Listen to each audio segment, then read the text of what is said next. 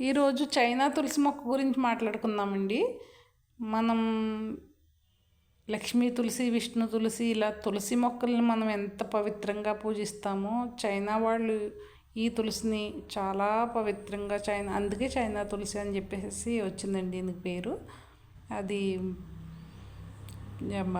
China తులసి క్యాక్టస్కి మొక్కకి సంబంధించిందేనండి. తర్వాత దీనికి డాలర్లు మొక్క అని కూడా ఒక పేరండి. ఈ మొక్క ఇంట్లో ఉంటే డాలర్లు బాగా ఎక్కువ వస్తాయి, అభివృద్ధి అవుతుంది అని చెప్పేసి ఈ మొక్క నేను ప్రూన్ చేశానండి. ప్రూన్ చేయటం వల్ల అలా ఉన్నది.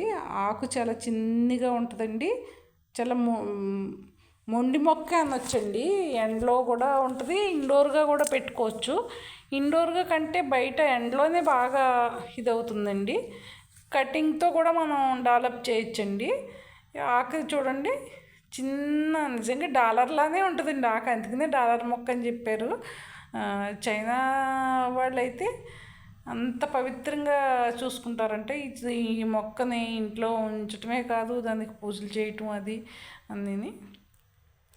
నేను ఇవి చాలా కలెక్షన్ చేశానండి, మీరు చూస్తారని పెట్టాను.